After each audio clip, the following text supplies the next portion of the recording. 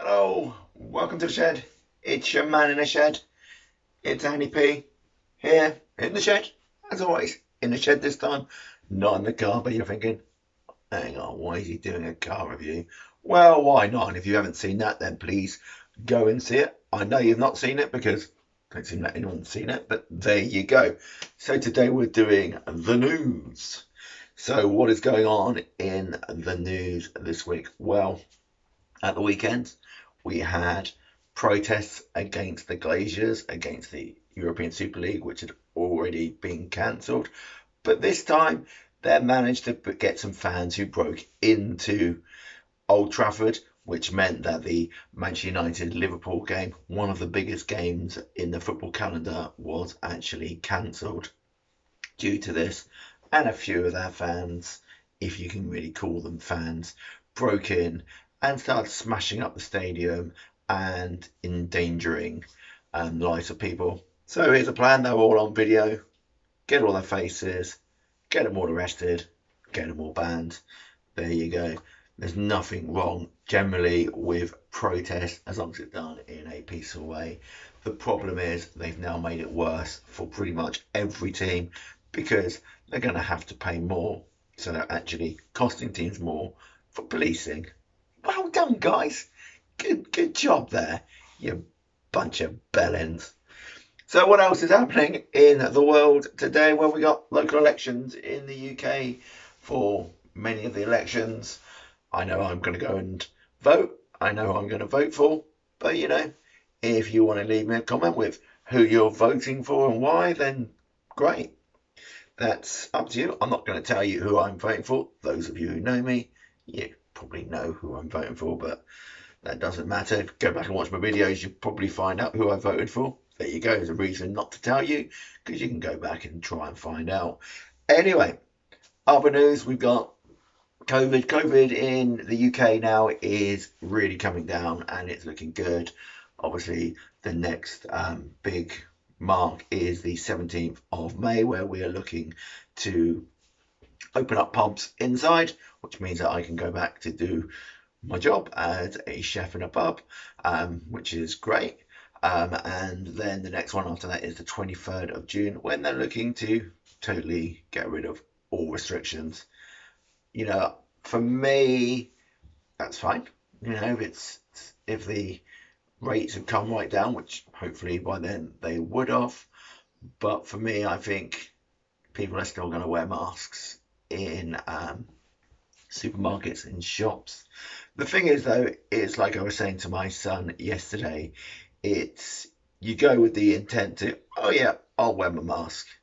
And then you do that for a couple of times, and then you forget your mask, and you think, oh, it's all right, I can go in because I'm allowed to now, so I'll go in.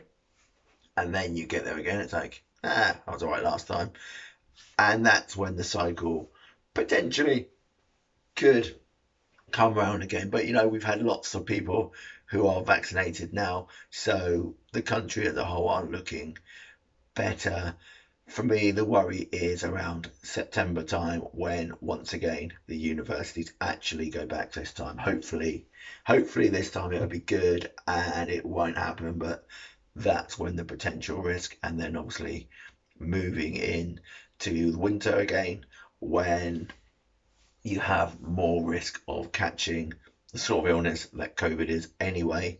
So, touch wood, fingers crossed and all that, it should all be good. In other news, here we go. We've got, which isn't just football. Okay, I do have a couple of football stories to end, but it's not just the football. We've sent some warships out to Jersey because of a Brexit.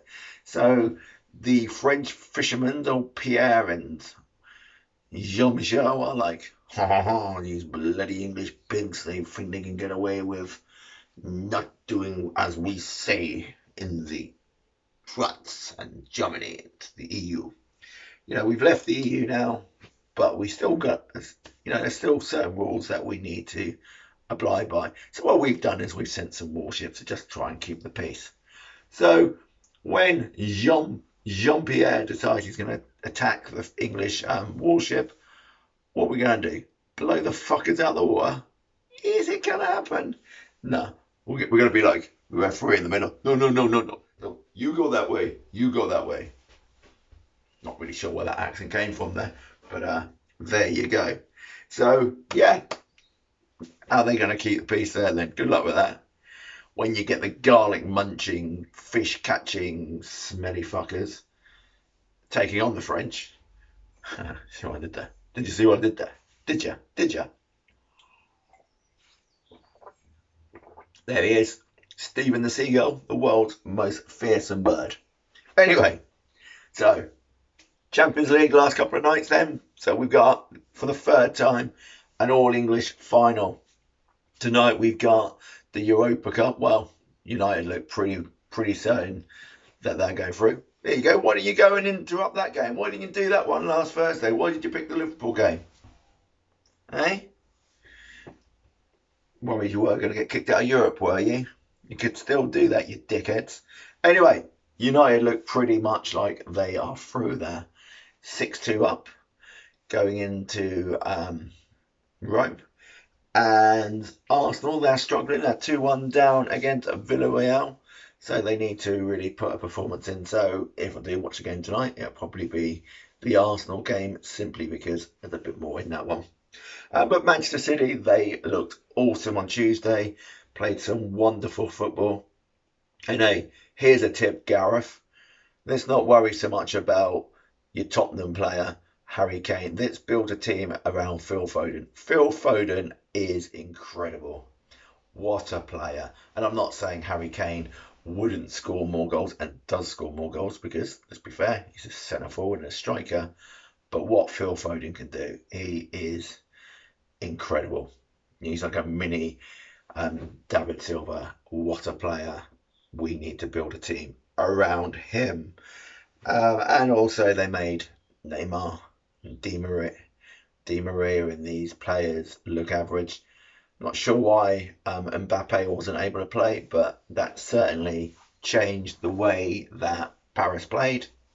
And City, they looked totally dominant throughout. Great defensive performances as well. And when needed, the keeper was there. Oh, what a pass from Ederson as well. You think, oh, it's all right, he's passing it back to the keeper. When you've got a keeper who can pass as good as Ederson, he deserves. I know he didn't technically have the assist pass, but he deserves an assist on that, doesn't he? Also, talking about football, my fantasy league team. The first time I've done a fantasy league in about 20 years. Not done too good this weekend. I think I scored 11 points, but I had 19 points on the bench. Oops. But again, thanks United fans. That's 3 players that didn't play, you dickheads.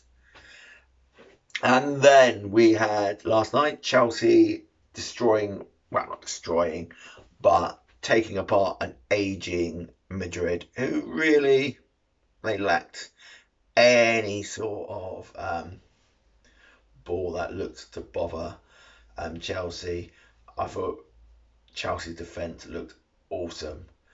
But again, you've got to look at the English players there. They've got a couple in there. Reece James, I know he only came on for 5 minutes. Aston Laqueta was absolutely fantastic at the back, but he was substituted off for Reece James. Reece James, we could use him in the Euros, I am sure.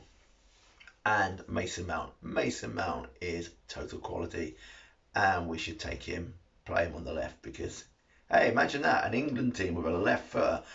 I know we've had one recently, but all those times during the 80s and 90s where we didn't have a genuine left footer, especially after John Barnes had left. So that would be good.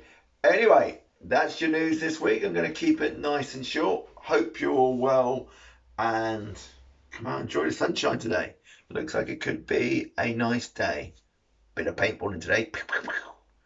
See if I can shoot someone in the ass. Anyway, there you go. Make sure you all have a great day, and see ya, pals.